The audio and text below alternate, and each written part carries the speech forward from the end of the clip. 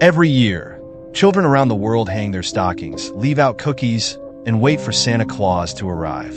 We've grown up with the idea that he's a cheerful gift giver in red, bringing joy to homes as he glides across the sky. But what if Santa wasn't who we believed him to be? What if there was another side to the legend, a side few dare to whisper about? This story isn't about the Santa you know. It's about what happens when the legend takes a dark turn, when the Christmas visitor isn't a bringer of joy, but something far more terrifying. It began in 1987, in the small, snow-covered town of Blackwood Hollow, a place forgotten by most maps, nestled in the heart of the Pacific Northwest. The town had seen better days. Its once bustling streets were now silent, the residents worn down by harsh winters and failing industries. But despite the town's misfortune, there was one thing they still celebrated: Christmas. Every year, the townsfolk held a massive celebration in the town square, complete with carolers, dazzling lights, and a towering Christmas tree. Children gathered to meet Santa, a man hired by the town council to dress in red and hand out small gifts. But in 1987, everything changed. The man they hired that year wasn't from Blackwood Hollow. He had arrived in town days earlier, a stranger with an eerie presence. He claimed he'd played Santa at countless towns across the region, and his laugh, booming and deep, convinced the council that he was perfect for the role. But there was something off about him. His red suit looked older, the white trim stained with what looked like soot. His beard was long but unkempt, and his eyes, icy blue, seemed to pierce right through you. On Christmas Eve, the children of Blackwood Hollow lined up to meet Santa in the town square.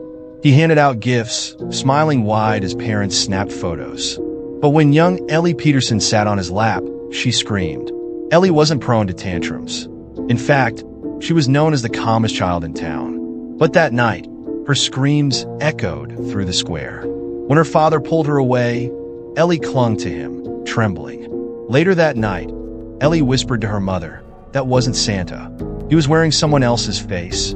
After Christmas Eve, something strange began to happen in Blackwood Hollow. Children who had met Santa in the square started falling ill. They became pale, listless, and unresponsive. Parents were frantic, but the local doctor was baffled. There were no signs of infection or disease.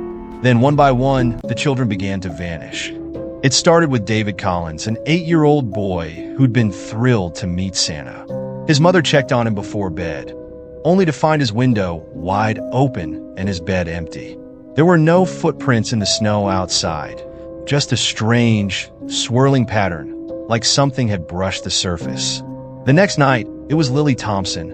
Her parents woke to the sound of faint jingling bells and found her bedroom door ajar. The only clue left behind was a single sleigh bell lying on her pillow. Panic gripped the town. Doors were locked, windows were boarded, and parents took turns standing watch through the night. But no matter how vigilant they were, the disappearances continued. And every family affected had one thing in common: their child had sat on Santa's lap. The town's fear turned to desperation. On December 29th, Sheriff Harold Greaves called an emergency meeting at the church. The townspeople packed the pews, their faces drawn with exhaustion and fear. The room fell silent as Ellie Peterson's mother stood, holding up a crayon drawing her daughter had made. It showed a grotesque figure dressed as Santa, but his face was wrong. Instead of a rosy-cheeked old man, the face was hollow-eyed, stretched tight, as though it wasn't meant to fit. Suddenly, the church doors creaked open, and the stranger, still dressed in his Santa suit, stepped inside. His boots crunched against the floorboards as he walked down the aisle, his smile fixed and unblinking. Sheriff Greaves raised his hand, demanding the man stop. But the stranger's laugh filled the church, deep and echoing, reverberating in their chests. "Did you think Christmas was free?" the man bellowed.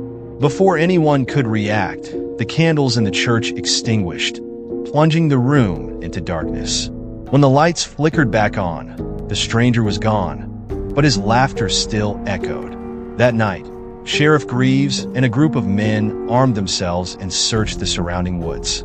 The trees groaned under the weight of the snow, and the wind howled like a chorus of voices.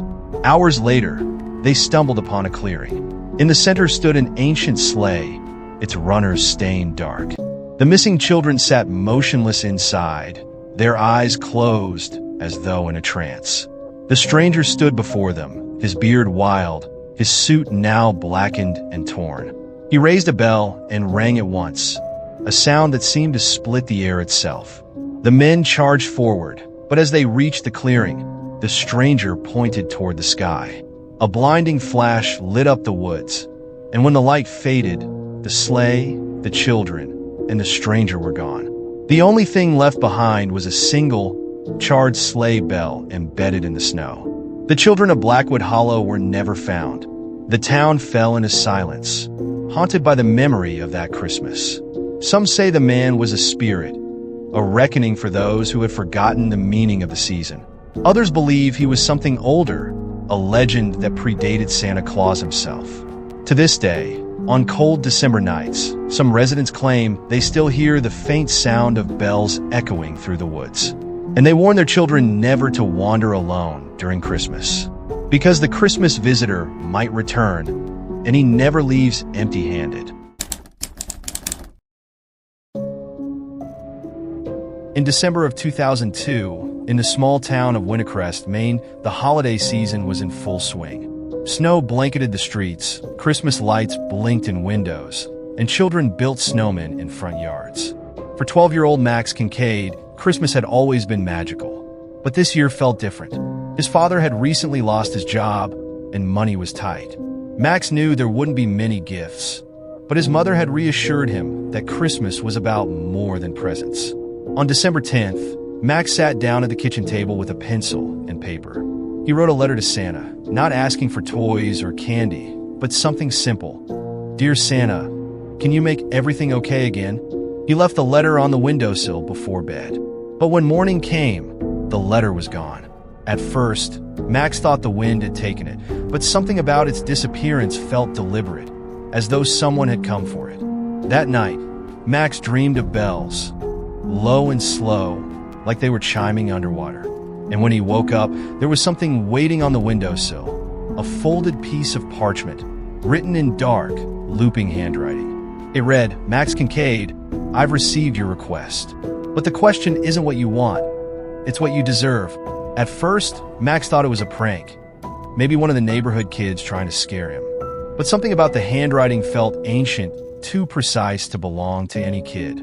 That day at school, Max couldn't focus. He felt like he was being watched. In the cafeteria, on the playground, even in the classroom, he felt unseen eyes tracking his every move. Then, the sightings began. Max's neighbor, Mrs. Pruitt, called his mother in a panic one evening. She claimed she had seen a man standing near their mailbox, a tall figure in a red coat, watching the house. When she called out to him, he didn't move. He just smiled and tipped his hat before vanishing into the shadows. Max's parents dismissed it as an old woman's imagination. But Max knew better. He had seen him too, once, late at night, standing at the end of the street under a flickering street lamp. Max told his mother, but she waved it off as a bad dream. Still, she hesitated when turning off the lights that night, staring at the window longer than usual. On December 20th, Wintercrest awoke to a chilling discovery. A letter had been nailed to the town's Christmas tree in the square, written in the same dark handwriting that Max had seen. It read, "The naughty have been judged. The reckoning begins." Beneath the letter was a list of names, 20 children from the town. Max's heart sank when he saw his own name on the list. Panic spread through Wintercrest. Police patrolled the streets, and parents kept their children indoors. But by nightfall, the first child had vanished.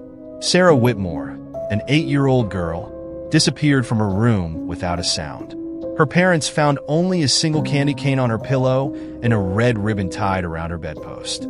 The next night, twin brothers Ethan and Luke Jones were taken.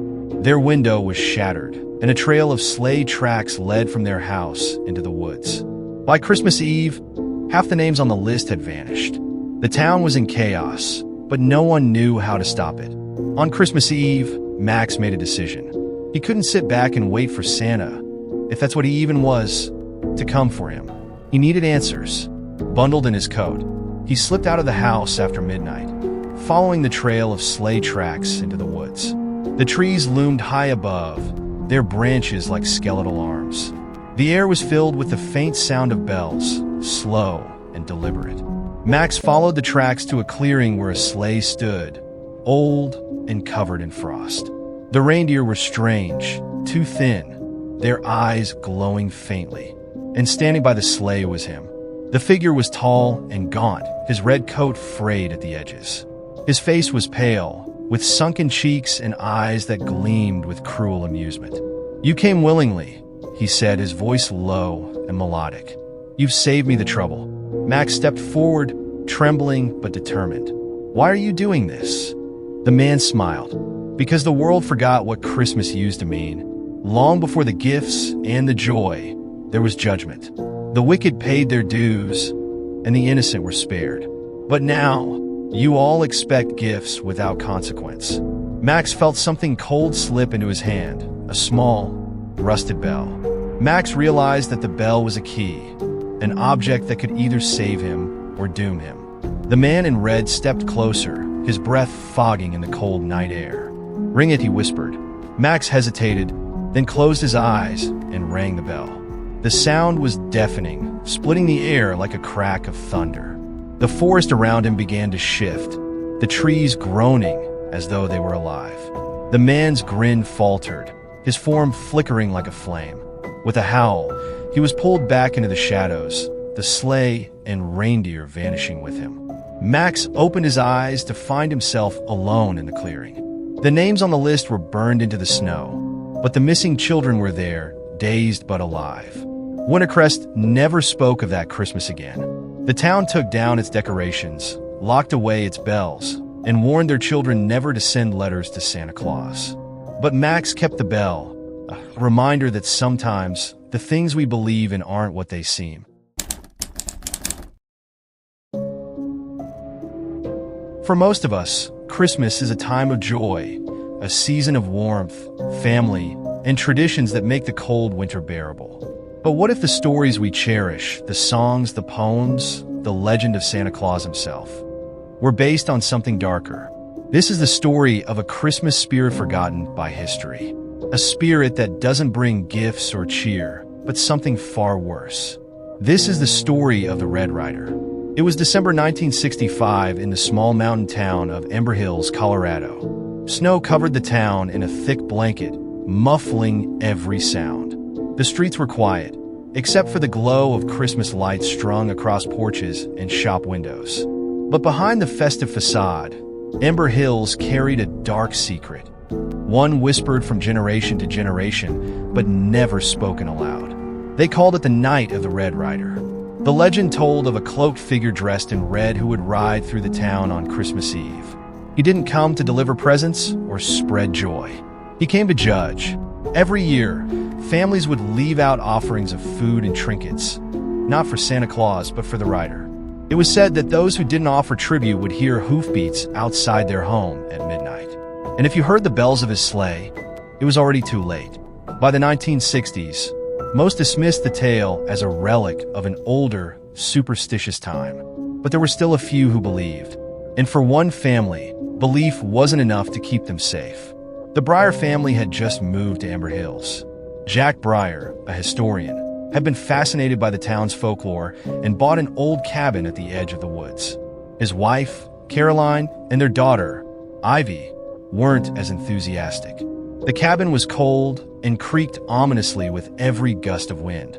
But Jack was determined to make their first Christmas there unforgettable. He decorated the cabin with wreaths and garlands, lit a roaring fire, and played holiday music on the old radio. Ivy, a bright and curious 8-year-old, was excited for Santa Claus's arrival and wrote a letter asking for her favorite gift, a snow globe shaped like a forest. Jack spent hours telling her stories about St. Nicholas and the joy of Christmas Eve. But when he mentioned Santa Claus riding across the sky, Ivy asked, "Why don't you ever talk about the other one?" Jack froze. "What other one?" Ivy pointed to a carving on the fireplace, a figure in red, riding a sleigh pulled by a single black horse. "Him," she whispered. Jack laughed nervously.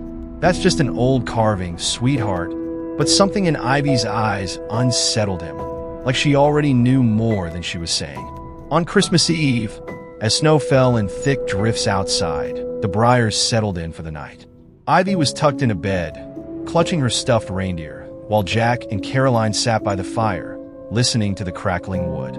At midnight, the radio cut out with a hiss of static. The house fell into eerie silence.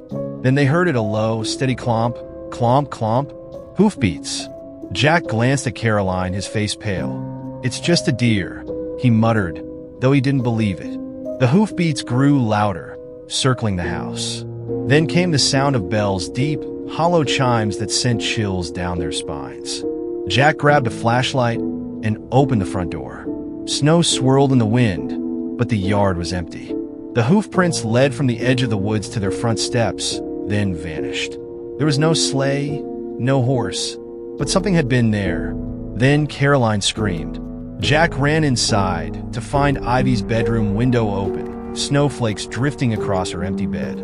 Jack sprinted into the woods, his flashlight flickering as he called Ivy's name. Caroline followed, sobbing, her breath forming clouds in the freezing air. They found her in a clearing, standing motionless, her eyes wide with fear. And there, just beyond the tree line, stood the Red Rider. He was taller than any man Jack had ever seen, his cloak billowing like smoke. His sleigh was pulled by a massive black horse, its breath steaming in the cold night. The rider's face was hidden beneath a crimson hood, but his eyes glowed like embers. "You didn't believe," the rider said, his voice like the grinding of ice. "You forgot the old ways." Jack stepped forward, trembling. "Please, she's just a child." The rider extended a hand. In his palm was a blackened snow globe, the very one Ivy had asked for. Inside, a miniature version of the Briar cabin stood in perfect detail, surrounded by dark trees. Jack realized with horror that the snow globe wasn't just a gift, it was a prison. The rider spoke again. "Every year, I take what I am owed. But for you, I offer a choice." Jack felt the world tilt around him. What choice? The rider's grin was a glint of teeth beneath the hood. "You may take her place." Jack didn't hesitate. He stepped forward and took the snow globe. As soon as it touched his hand, he felt cold seeping into his bones. Ivy fell to the ground, gasping for breath, freed from the rider's grasp. Caroline grabbed Ivy and ran, but Jack stayed behind, his body frozen as the rider's shadow consumed him. The last thing he saw was his family disappearing into the trees. The next morning, Ivy awoke in her bed, safe but shaken. Caroline refused to speak of what happened, and the Briar family left Ember Hills that spring. But the story of the Red Rider never left Ivy's mind. Years later, as an adult, Ivy found an old box of Christmas decorations in her attic. At the bottom of the box was the snow globe, Jack's snow globe. And when she shook it, she swore she saw him standing in the window, watching her. She placed the globe back in the box and locked it away. But every Christmas Eve, when the clock strikes midnight, she hears it, the sound of hoofbeats in the snow.